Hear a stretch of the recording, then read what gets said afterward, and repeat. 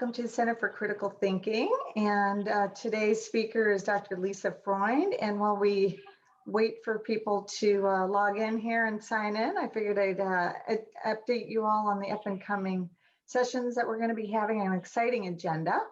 March 8th, we've got Chuck Kuchela on income inequality in America. March 11th, we've got Richard Conrath on his newly published book. And March 17th, we've got Brad Cornell on environmental challenges confronting Florida.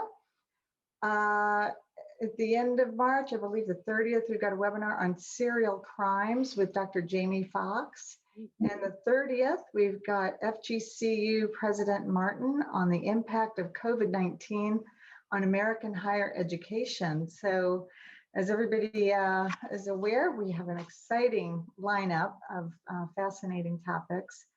And I'm assuming most people are online now, so we're gonna get started here and introduce Dr. Lisa Freund, who has earned her Bachelor of Science degree from Cornell University in Child Development, a Master of Education degree in Special Education at the University of Washington, and a Doctor of Education degree from Columbia University, specializing in literacy development and instruction.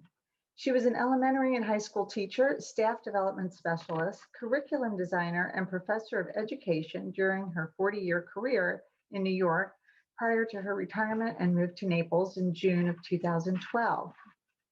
In addition to numerous speaking engagements at educational conferences around the country, Dr. Freund has published scholarly articles in education journals, as well as a textbook teaching students with learning problems in inclusive classrooms, published by Merrill Prentice Hall in 2005. And Dr. Lisa Freund, we welcome you and excited to have you on board to discuss critical thinking in our latest school environment. Welcome. You're welcome. Thanks. And what's really funny, I listened to that list and I was like, boy, was I busy. And Lisa, let me just interrupt you for 1 second. I forgot. If everybody could please, if you have questions, please at your Q&A button, go ahead and send in the questions. And when Dr. Freund is finished, we will rattle off the questions and have her respond on, I'm sure, your intriguing questions. So thank you. Okay. So you can all see me, right? Because I can't see you. I'm going to start with a joke because I always like to do that because why not? So it goes like this. Sherlock Holmes and Dr. Watson are going camping. They pitch their tent under the stars and they go to sleep. In the middle of the night, Holmes wakes Watson up. Watson, look up at the stars and tell me what you deduce. Watson says, I see millions of stars, and even if a few of them have planets, it's quite likely that there are some planets like Earth. And thus, if there are a few planets like Earth out there, there might also be life. Holmes looks at Watson and says, Watson, you idiot. Somebody has stolen our tent. So sometimes critical thinking isn't needed, but a lot of times it is. To sum up my career, just to give you a little background on how it all came together, the combination of child development, special education, and then literacy. My dissertation was on social problem solving skills, and it was, how do children solve problems? It was a very simple experimental design. But I worked primarily with students with learning disabilities. But what I want to make sure that you know is that the strategies I'm going to talk about today, because I also did staff development and worked with the general ed population and even the gifted population, really are generalizable. And they work. The thing that was exciting to me when I started finding these strategies and developing them was that they did work for just about all students, right? So I'm going to start with, I'm going to start sharing my screen, and here we go.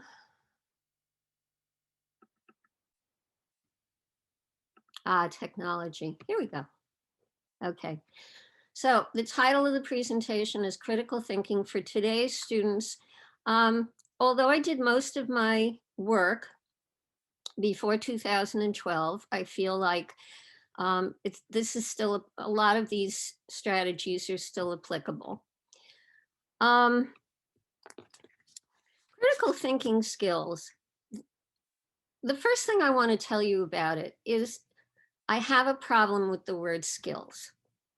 I posted this because it's something very interesting. It's on the website for Indeed.com, which is the career website, which brings up another point that critical thinking is required in all vocations. We're not just talking about college level study. We're talking about practice of all vocations and professions. But critical thinking are not, it's not skills. Skills are discrete, basic, and need to be automatic. Like a reading skill is word recognition. A math skill is knowing your times tables. Critical thinking processes are really strategies. And a strategy is different. A strategy is multi-step, it's complex, and it requires effort. All right, so skills are learned to what's called automaticity, but strategies require effort, right? They require a lot of input of mental effort. The truth, though, is that both skills and strategies are needed in schools. For example, in the past, and this happens in education all the time, but probably in other fields also. In education, we kind of have a pendulum that shifts back and forth. Are we going to focus on skills? Are we going to focus on thinking? Are we going to focus on word recognition and reading? Are we going to focus on comprehension? Are we going to focus on computation? Are we going to focus on problem solving? And so it goes. And there can actually be wars about this, you know, like intellectual wars about it. In the 90s, it was called the reading wars. And there were the whole language people, and there were the phonics people, and the whole language people were calling the phonics people phonicators. I mean, it was really ridiculous, right? So one of my main points is that it's not either or. You have to have both. So children have to learn they have to stop counting on their fingers at some point, and they have to memorize their math facts, their add facts, and their multiplication and all that. But then comes the application of all that, right? But you can't have one without the other. That's how it works. So critical thinking skills is a misnomer. It really means strategies. And I pulled up two different charts of this. This is from Indeed.com career guide. And notice it's observation, analysis, inference, communication, problem solving. There are tons of different models. The next one is from an organization called Thoughtcom, and they talk about analysis, communication, and problem solving, which is the same as the first one. But they add creativity and open-mindedness, which I kind of like. So the big ideas of my presentation. By big ideas, I mean main ideas, but I'll revisit that in a little bit. Critical thinking is strategic, as I said, not just a set of skills. Both skills and strategies are needed in any subject, right? Also, critical thinking strategies are needed in all professions and vocations, right? So, for example, I checked with Collier County Public Schools. I'm friends with Stephanie Lucarelli, and I asked her to tell me what kinds of programs were taking place in the public schools that focus on critical thinking. And she told me about one, which is an entrepreneurship program, which is great because the kids get out there and they take their school learning and they take it beyond paper and pencil tasks, and they go out in the field, they have internships, and this is while they're still in high school, right? And they have to apply what they know to unique problem-solving situations. And that's That's really the essence. And I was really glad to hear about this program. But let me give you some examples of critical thinking strategies in different professions, okay? Here's one. A triage nurse learns specific facts about types of injuries, but must analyze the case at hand and decide the order in which patients should be treated. So yes, there are skills that need to be learned. There is a foundation, but then there comes the application. A plumber learns the purpose of different materials, but must evaluate which materials would best suit a particular job. All right, that's another one. An attorney needs to memorize case law, but must review evidence and devise a strategy to win a case, right? Or decide whether to settle out of court. And so it goes. Teachers also, you learn how to design and administer tests, but the real trick is interpreting the results and deciding what teaching strategies to use based on the results. And that's why teaching is a profession that involves a lot of critical thinking. It's decisions, decisions, decisions all day. The other thing that's critical, the other big idea is that the teaching of critical thinking has to be infused into all aspects of education, across subjects, across developmental levels, meaning, you know, elementary, middle school, secondary, college level, and settings. And there is another program that is being done in Collier County Public Schools that I had some questions about. What they're doing is they're teaching kids chess, which is great because that involves a great deal of strategic thinking. But the problem is, I think that students don't necessarily transfer what they learn in one setting to another, or from one subject to another, unless they're specifically taught to do that. The other thing is teachers' time is limited. There are so many things that need to be taught. It is not time or cost efficient to teach critical thinking as a separate subject. It has to be infused in the subjects that the teacher is teaching. And finally, the time limitations with standardized tests, right? There's so much time spent in school on prep for standardized tests and in actually taking standardized tests that it leaves very little time to add lesson plans and to teach critical thinking as though it were a separate subject.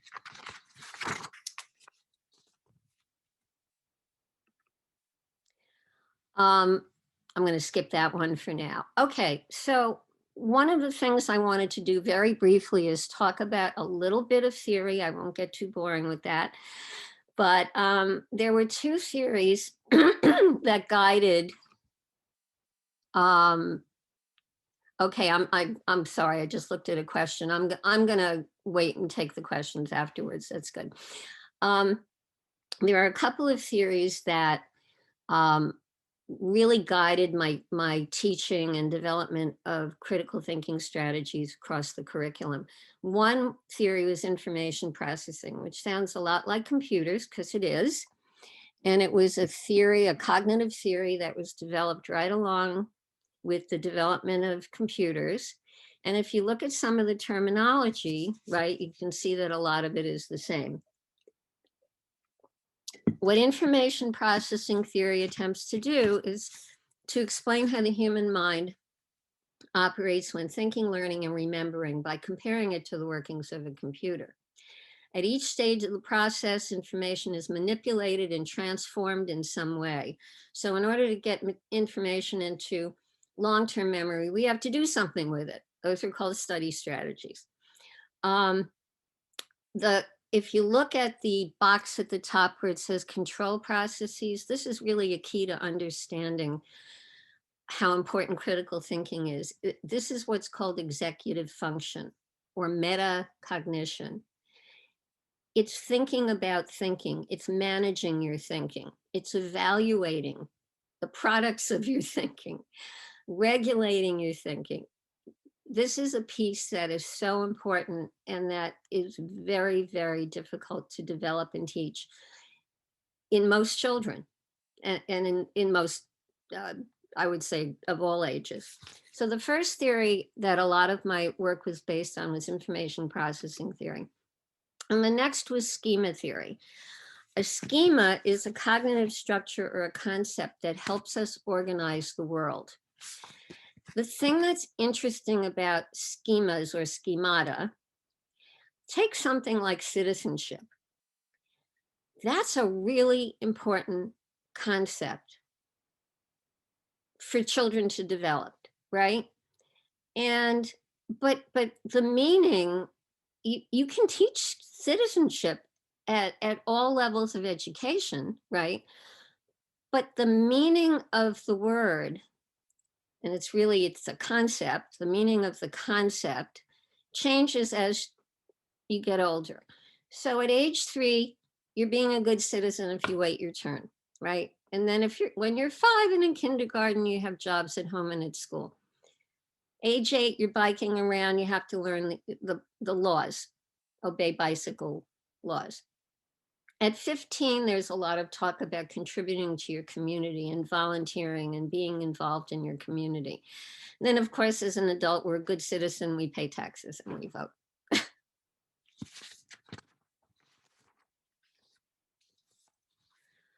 So what are the best practices based on research? The first is to teach students to be what's called active learners, not passive learners. Active learners don't sit and receive information. Active learners predict, ask questions, summarize, compare, contrast, right? They're not just sitting back and taking in information. Since literacy was something I worked with a great deal, I'll use a lot of examples from teaching of literacy. Teaching reading as a critical thinking active process means teaching strategies to children before they read, while they read, and after they read. So this always puzzles kids when I first start working at it. And believe me, my last job was with high school students. And I have also taught graduate level students. And there are students who get to the graduate level and they're reading something in an education journal and they can't derive meaning from it and what we call create meaning from it and answer questions about it. So, the typical thing in elementary school that used to be called reading instruction was, okay, read this passage and answer these questions, read this passage and answer these questions. But that doesn't teach reading as a critical thinking process, right? So what has to happen is you got to put together what's in your head as an individual with what's on the page. So what's in your head? So before reading, we encourage students to think about what they already know, to generate questions or predictions about what they're going to think will happen or what they'll be reading about. While they're reading, to confirm or disaffirm those predictions and check if their questions that they've generated ahead of time have been answered. And then afterwards, to have some kind of a debriefing.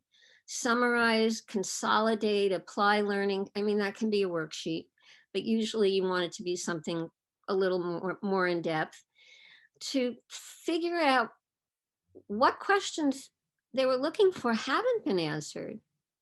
And then think about where they might be able to get those answers. All part of what we call an inquiring mind. I'll show you an example of a process that is used that complements this model of active reading process. It's called KWL. It refers to what we know, what we want to know, and what we've learned. And some people, and I used to do this also, I'd have a fourth column, it was KWLL, And the last one is what we still need to learn, right? So the what we know is the brainstorming part. What we want to know is the questions that we want answered. And then what we learned is, listing what we found out. The bottom part is interesting. I'll get to that in a little bit because we're categories of information we expect to use. Knowledge and understanding of the world is organized. A lot of it is organized categorically. And people don't think of it that way, but we're not talking about isolated, separate facts. Information processing says that the brain is like a filing cabinet, right? And you've got files for different things. And when you get new information, that new information goes into an already established file that has certain characteristics that you've learned. And so different subject areas have different categories of information that you would most likely find. So, with animals, it would be habitat and locomotion and reproduction and all right. And then for characters, it would be, what kinds of things do they like to do? What are their personality characteristics, et cetera, et cetera. So depending on the subject, and this goes across, this strategy is primarily for what's called content material science, social studies, mathematics too, because math has a lot of language in it and a lot of comprehension involved, not just mathematics. So the first point I was making then is teach students to be active learners. The next important point in terms of best practices based on research is to teach concepts, not just vocabulary words. I was very happy to see that the SAT no longer has a vocabulary in isolation section. Instead, they have vocabulary in context, which it's better. But vocabulary words aren't just words, they're concepts. And as kids go through school, the concepts get more and more and more and more abstract, right? So when we teach vocabulary, there's certain vocabulary that shows up pretty regularly, concepts that form the basis of different subjects. And I hope you can see what's going on with this Venn, but I'll describe it a little bit. So we've got science, we've got social studies, and we've got literature. I picked those three. The concepts in the middle, time, change, continuity, equilibrium, similarities and differences, conflict and cooperation, those really are concepts that are used in all three subjects in different contexts and for different purposes.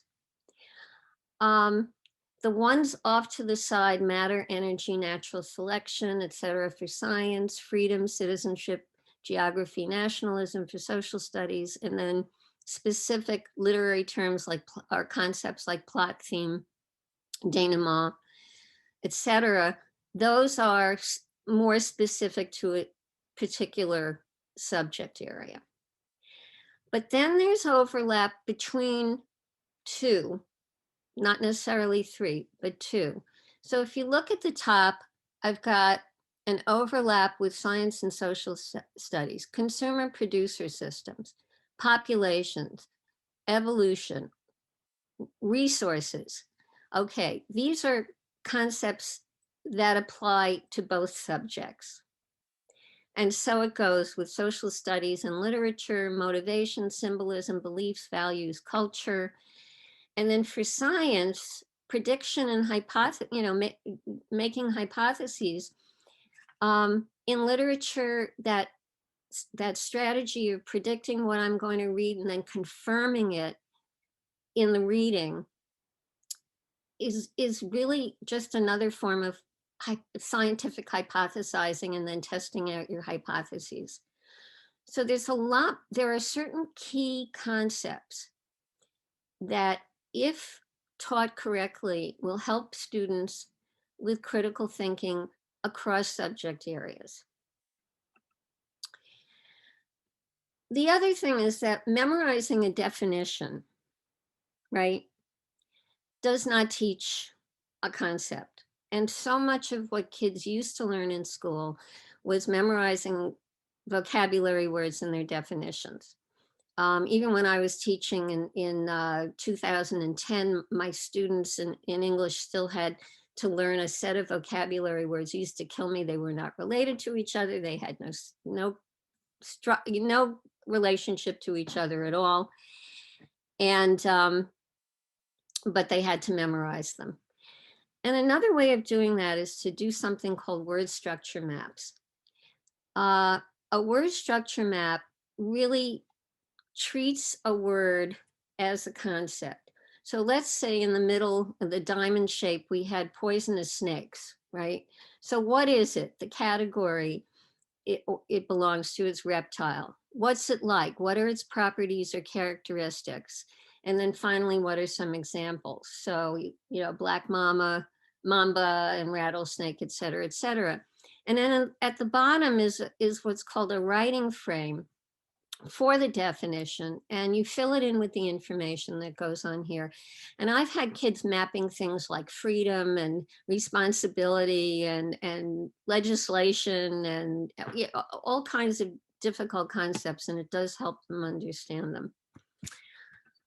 The other thing about vocabulary words is sometimes you don't have to teach the vocabulary word to teach the thinking process. For example, here's a lab report for elementary school. And so, of course, you've got words like hypothesis, procedure, and method, and conclusions, and all that. But what each of those words really are thinking processes, right? And they're questions that can be asked. So what do I know already that will help me with this experiment? What materials do I need? What do I need to do? That's the method. What do I think will happen? Hypothesis. Why will it happen? Here's the evidence for your hypothesis. And so it goes. You can teach the words later, right? But teaching the thinking skills themselves can be done at just about any age level.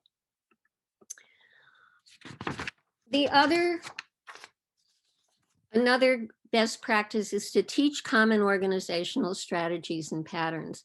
And we have templates for information. If you studied a culture, you almost always, children are almost always going to be reading about and learning about and having to synthesize information about all of these different categories of information. If I had a favorite,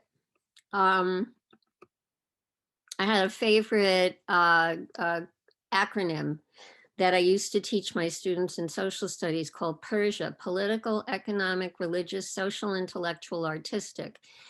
And it helped them understand so much about events in history because they could look at causes and they could look at effects. It helped them organize their essays. It helped them understand the news. So it was PERSIA, right? Political, economic, religious, social, intellectual, artistic. Finally, the last part I'm going to talk about is that in order to develop critical thinking skills in students, we have to look at that executive function metacognition piece. And we want to develop study strategies and develop metacognition, self-monitoring skills, self-regulating skills, what we call, what are called study skills, but really are very complex strategies. So I'll give you some examples from my resource room. I would get juniors.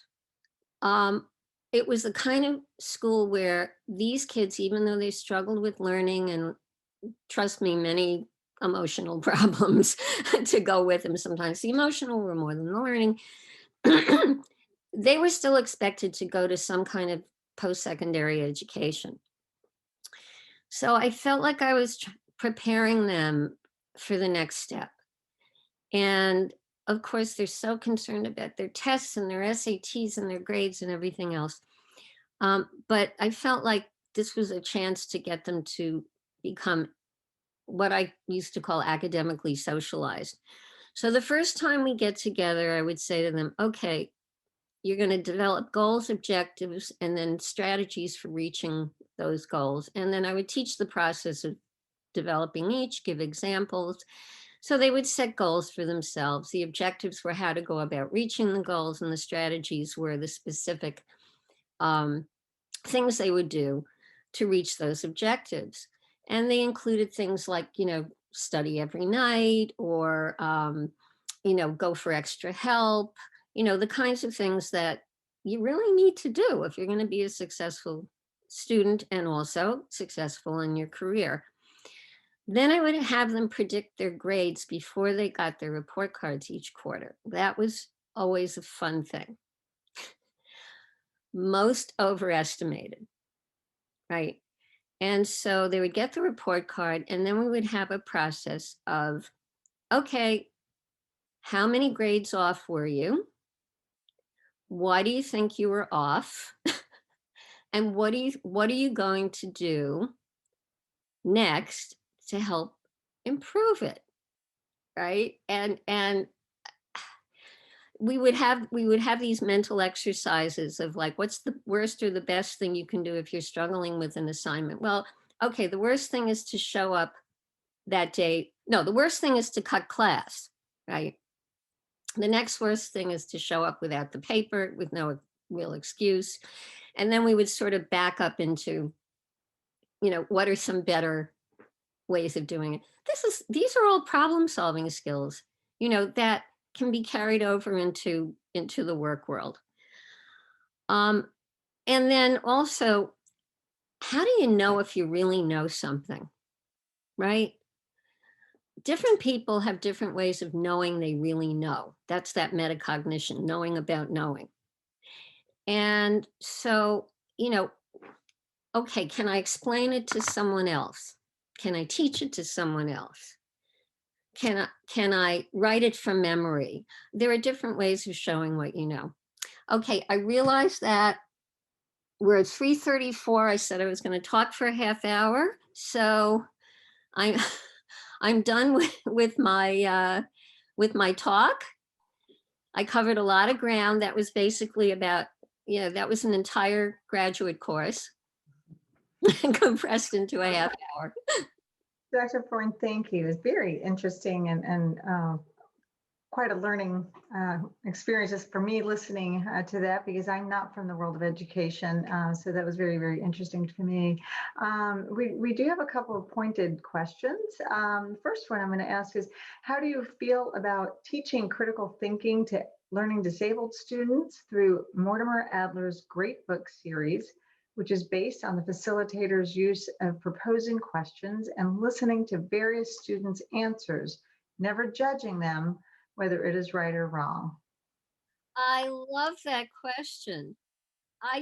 When I was on sabbatical for a year, and then after that I was working. I was doing tutoring. I had a tutoring practice, and so I was more available during the school day. And when I didn't have, when I wasn't doing staff development with teachers, I taught great books. I love that program. And what they did though, they wanted to do uh, to switch it up a little bit, and rather than just doing it with students who might be struggling with reading, they wanted me to work with first graders, which was a tremendous challenge, right?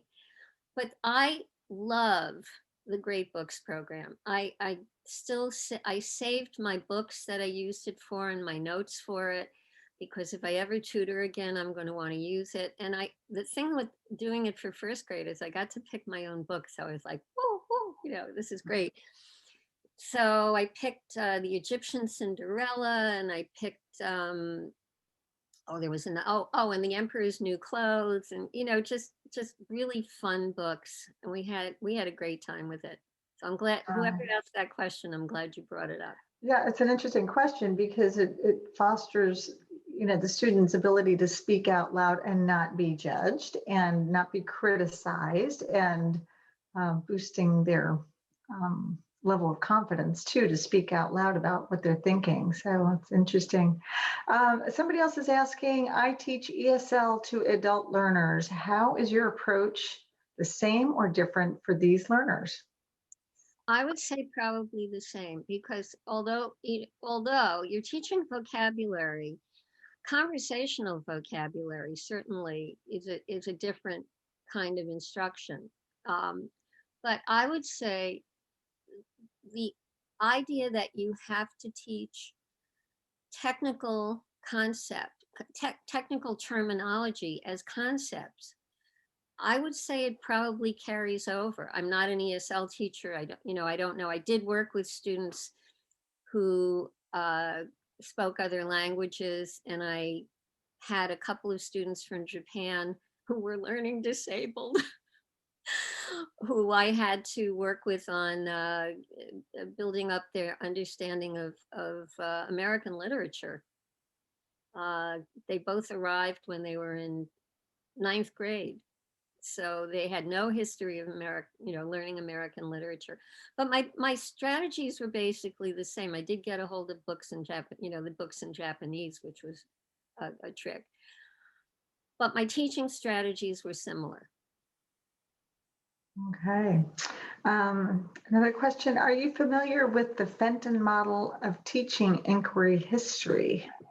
No, Okay. that's an easy one. No, I am Bloom- not. Who wants to tell me about it? Okay. And this gentleman will have to probably get back in touch with you on that. So maybe you can chat amongst yourselves. Next question he had was Bloom's taxonomy, focus on higher level skills. National Testing Lab, teaching others has the highest rate of retention. Memorization has the lowest rate of retention. And for active learning is key. Sounds like it's not a question. It's just sort of like more information, Bill. Yeah, yeah. Right, yeah, Bloom's taxonomy comes in handy for some things. It's Bloom's taxonomy, how I showed the two different models, the diagrams of critical thinking strategies. It's another way to look, it's another way to map out to understand critical thinking. Mhm. And okay. And what do you think of not grading students? If you do not grade them, what other options might they have? The grading. Okay. So I also taught assessment. So I taught standardized assessment, for kids who had learning problems. But there's another branch of assessment and it's called informal assessment. There's also performance-based assessment. And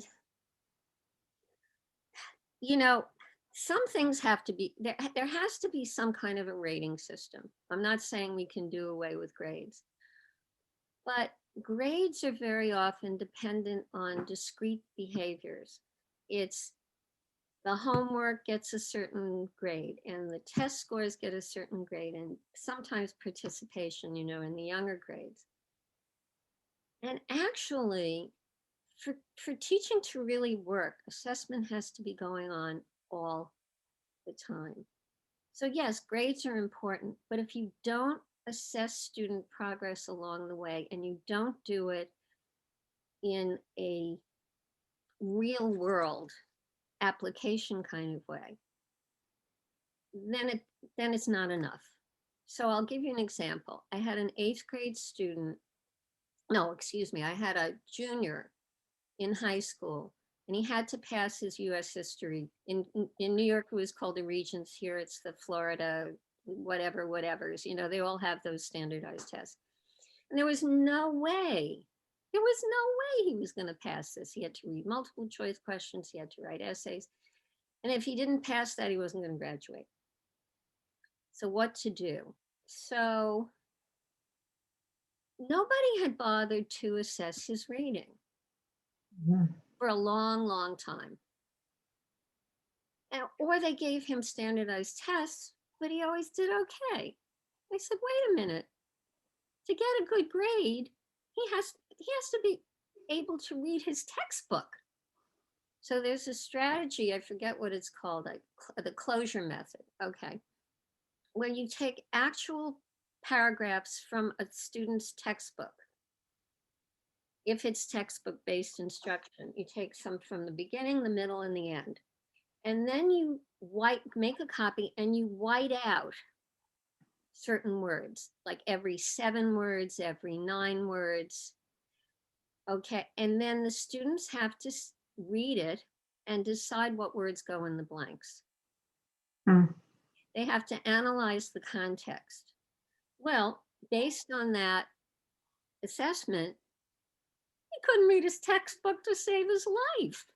And that was the only way information was being presented to him. And in class, of course, he was distractible. He wasn't listening. He was a pain in the neck. So that didn't help either. But so we were able to there are textbooks that are written at a lower comprehension level, but that get the same concepts and information across. You know, textbooks manufacturers do have those. If you're a teacher, you know about them, especially if you teach learning disabled kids. So I was able to get a couple of American history texts for him. So when he had to read something, he would read the passage in the books that I had gotten for him. And he squeaked by. The end was, and you know, he managed to pass. I mean, he had to get grades. He wasn't going to show up at school at class if he wasn't being graded. You know, there had to be an accountability. But grades can't be the be all end all of assessment, and especially when it comes to complex learning.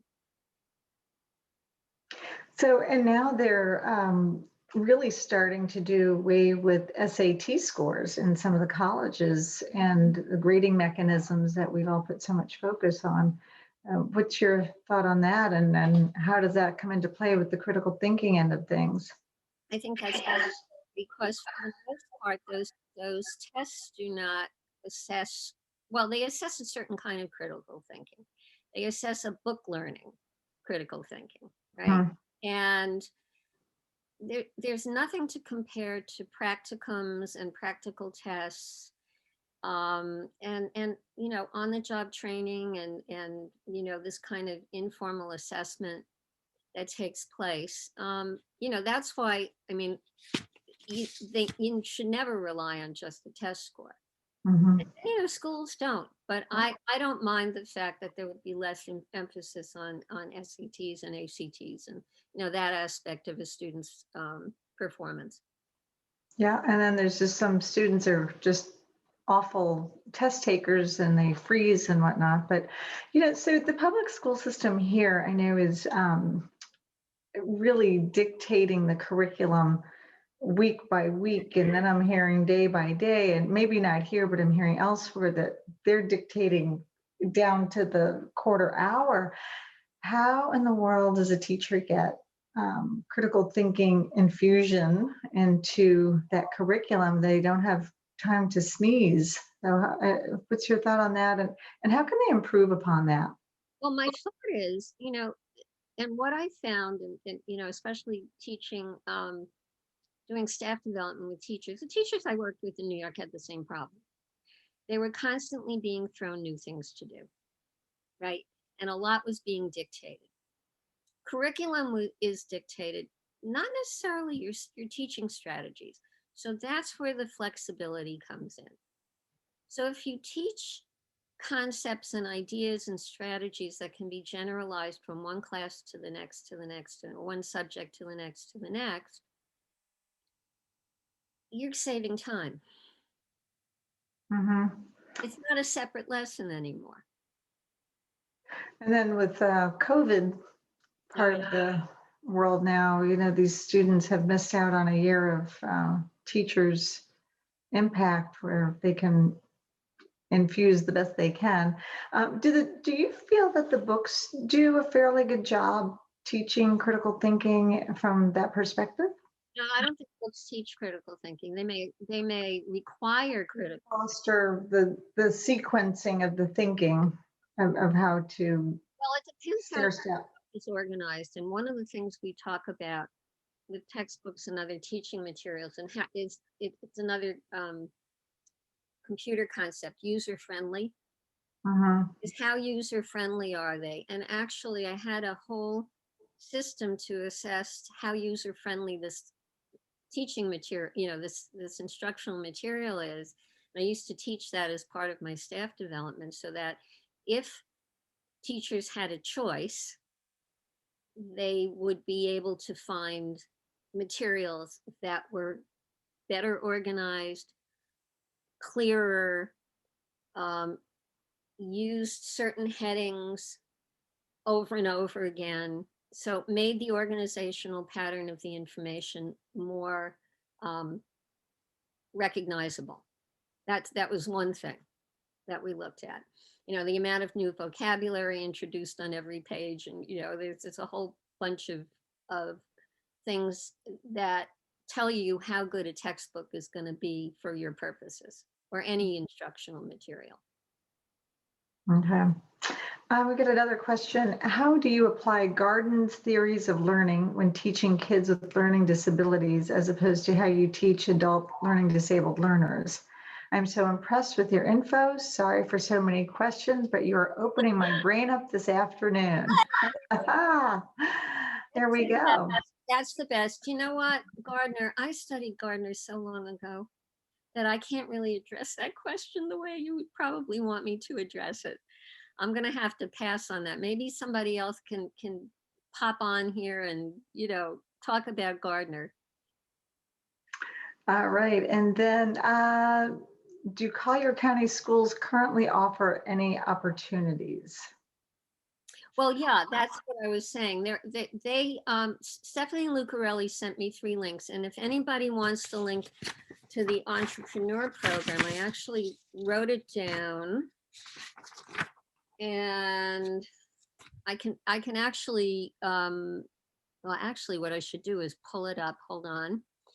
And I can copy the, the URL, and I can put it in the chat box. So if anybody interested, raise your hand. Let me know. Is there any interest? Yes, no, maybe so.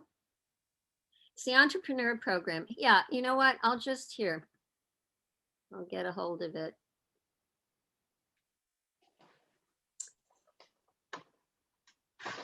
Let me see.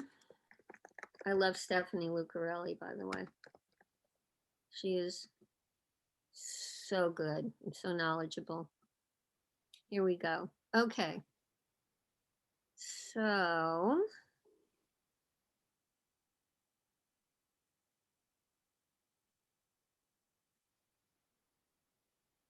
entrepreneurship. Okay. So here we go. And we'll come back and I will put it in the chat box. So anybody that wants to look into this,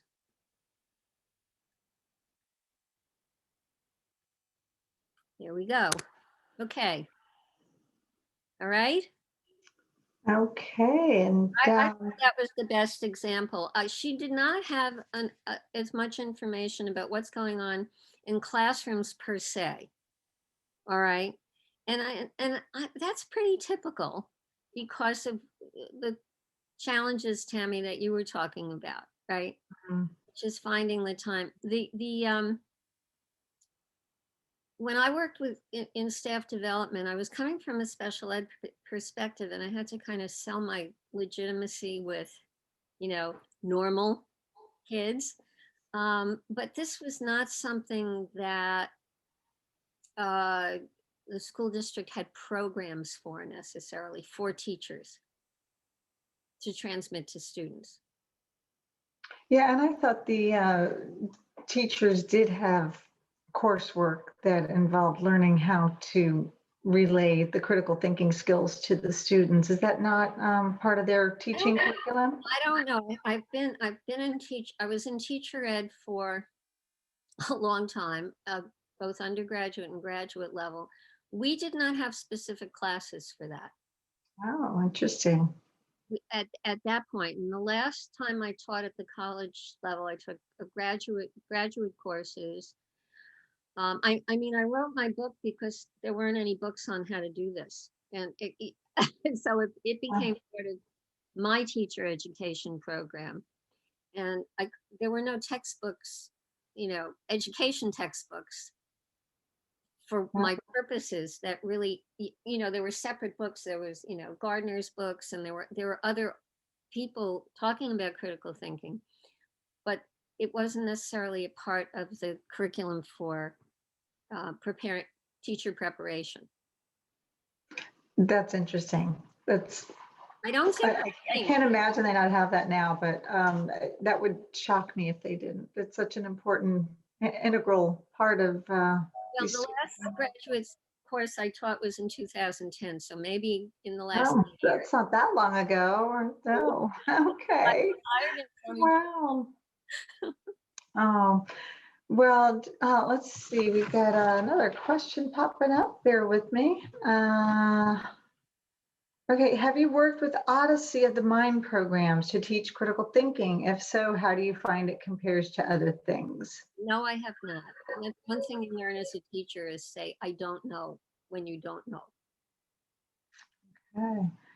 And if the listeners out there have any other questions, go ahead and send them in quickly. We're getting ready to wrap things up. Dr. Freund, you did such a fabulous job. This was so interesting and fascinating, and thank you. very, very interesting. I'm sure everybody out there is as fascinated as I was. So thank you so much, and we hope everybody else out there. Oh, let's see, we've got a couple of other comments. Oh, Karen, thanks, Karen. Oh yeah, there we go. There we go. Yeah. Okay, there's a few people asking questions. We're getting your questions, so thank you for putting them on the Q&A. And if anybody's got any further questions, it's now or never. We're wrapping things up here. So, and we surely hope you listeners out there are going to be tapping into our next sessions and various subjects and topics. We've got such an amazing lineup coming. And hats off to the folks that have come up with these topics, and the presenters. You've all been so fabulous. And again, we are Center for Critical Thinking, and we just appreciate having you so much, Dr. Freund, and thanks everybody for being here. I loved it. It was so much fun to get back into this. Because the funny thing is, since I retired, I haven't been doing anything specifically with education. I tried out other things. So, I used the skills I had, you're organized and you have public speaking and whatever. So I was doing other stuff. And this got me back into my stuff, and it was so great.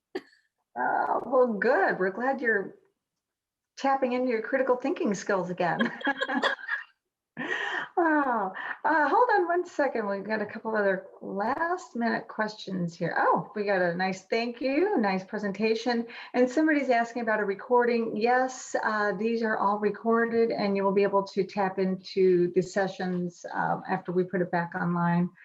So thank you again, Dr. Freund, and thanks everybody for being with us. And we look forward to having everybody back at the Center for Critical Thinking, and we look forward to seeing everybody. Thanks. Okay, thanks. Take care. Bye-bye.